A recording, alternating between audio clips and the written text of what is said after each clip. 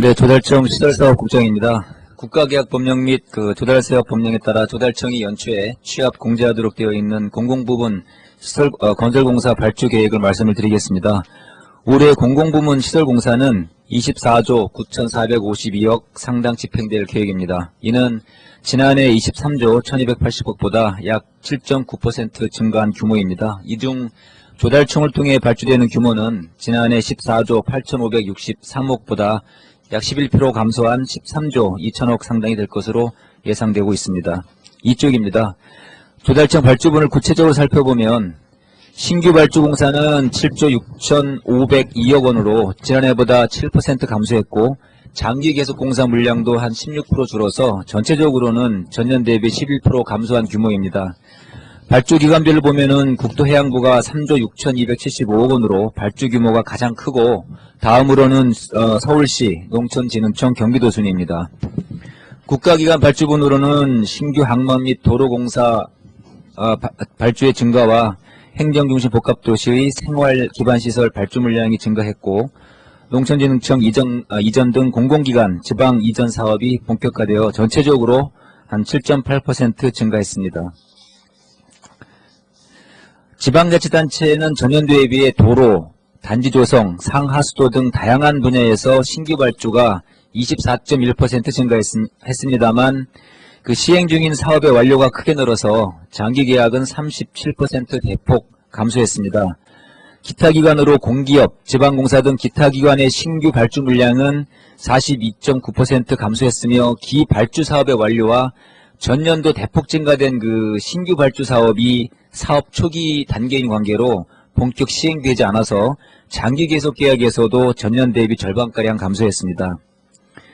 1,000억 원 이상 대형 공사에 대해서 말씀을 드리면 부산교통공사의 부산도시철도 사상 하단선 건설공사가 약 3,000억 규모로 가장 크고 그 밖에 위례지구 아파트 건설공사를 비롯 조달청을 통해 집행되는 1,000억 원 이상 초대형 공사는 약 13건 정도가 될 것으로 전망됩니다.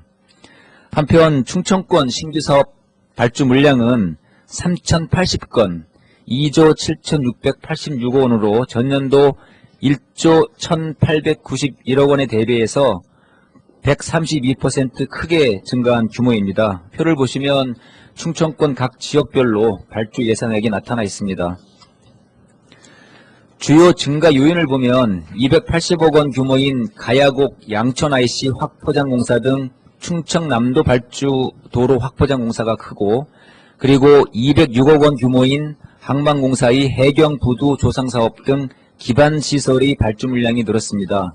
또한 대전지방국토관리청 발주 예정인 2,354억 원 규모의 청주시 국도 대체 우회 도로 등 대형 도로 개설 공사 증가에 따라서 충청권 지역의 발주 물량이 신규 발주 물량이 크게 늘었습니다.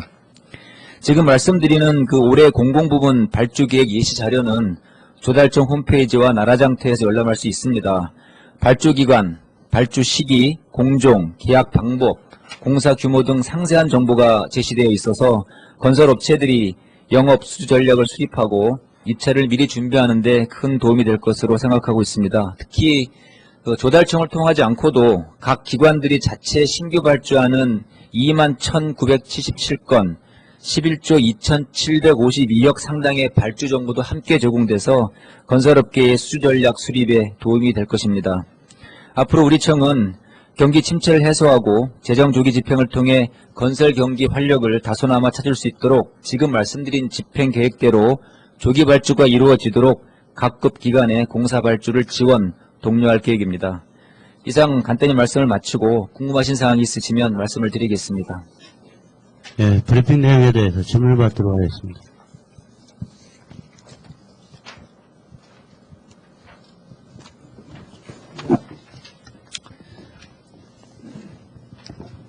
예, 안녕하세요. 머니투데이 허재 기자입니다. 지금 보니까 올해 공공기관에서 전체 발주 계획은 물량이 늘었는데 조달청을 통해서 발주되는 그 물량이 줄은 이유가 뭡니까? 예, 그 각급 지방자치단체의 그 자체 발주 규모가 점점 늘어나고 있습니다. 그 조달청이 이제 모든 그 건설 정보와 그 원가 정보 이런 계약 프로세스를 나라 정토를 통해서 다 제공하고 있기 때문에 각 지방자치단체에서 그 전문 인력을 조금만 확보하면 자체 계약할 수 있는 그런 그 기반이 많이 조성되어 있습니다. 근데 하지만 각급 기관에서 자체 발주한다 하더라도 조달청의 나라 장터를 통해서 발주하는 것이기 때문에 건설업계는 모든 정보를 같이 볼 수 있습니다.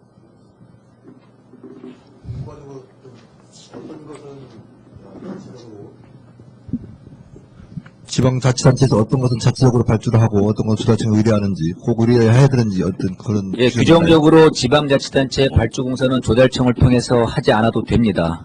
그래서 조달청을 반드시 통하도록 되어 있는 것은 국가기관의 30억 원 이상 공사고 기타 공사는 어떠한 경우에도 조달청을 보낼 필요가 없습니다. 규정적으로는.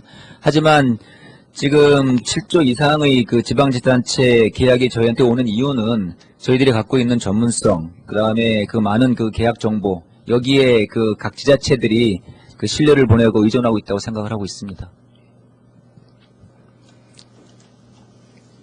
예, 또 다른 질문 없습니까? 지금 현재 발주계획에 4대강 사업이라는 그런 타이틀로 발주계획에 나온 것은 없습니다. 근데 후속 사업이나 아니면 그 연계 사업은 그 명칭상에만 나타나지 않고요. 예, 명목상으로 4대강 사업으로 되어 있는 것은 없습니다.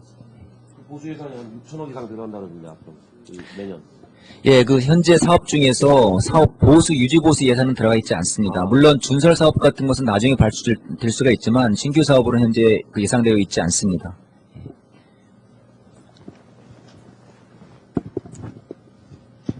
국장님, 지난해보다 올해 발주 물량이 7.9% 전체적인 포션이 늘었다고 했는데, 이 정도면은 예년에 비해서는 어떻습니까? 전체적으로 매년 7.9% 정도가 보통인지 아니면 적은 건지 많이 많은 건지.